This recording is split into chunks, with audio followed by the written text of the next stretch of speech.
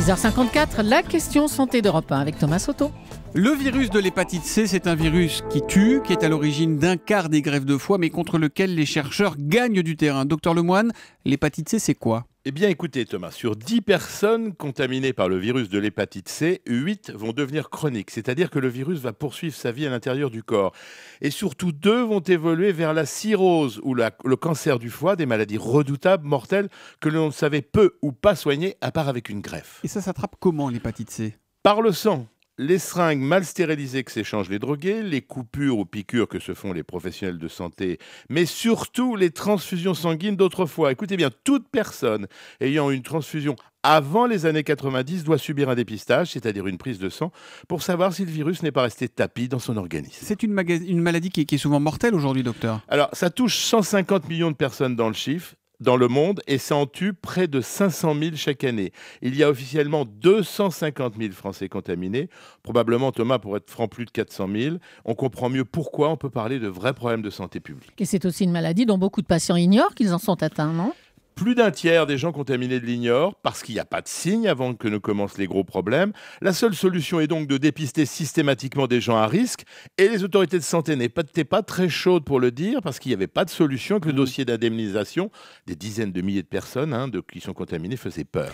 Les chercheurs réunis ce week-end à Londres ont été formels, donc, docteur. Ils disent que d'ici 2030, c'est demain 2030, ils auront gagné contre la maladie.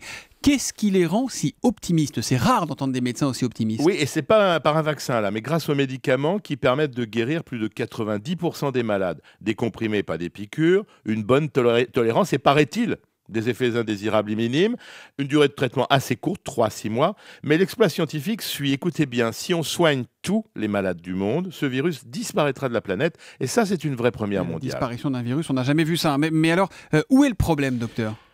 Vous savez, une révolution thérapeutique, ça a un prix. Les nouveaux traitements de l'hépatite C sont très efficaces, mais également très chers. Alors en France, il faut compter environ, le chiffre pas encore tout à fait définitif, 50 000 € par patient.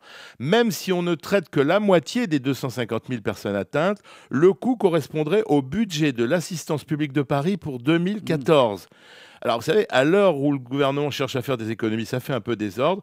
Les négociations vont faire rage avec l'industrie pharmaceutique. Mais il n'y a pas de médicaments génériques pour faire baisser les prix de ces traitements ? Non, pour les génériques, il va falloir attendre. C'est la fin des brevets, un peu plus de 10 ans. Mais c'est vrai qu'une des solutions qui est avancée à Londres par certains experts serait de s'opposer aux brevets des laboratoires fabricants afin que des pays comme l'Inde ou le Brésil puissent produire des génériques.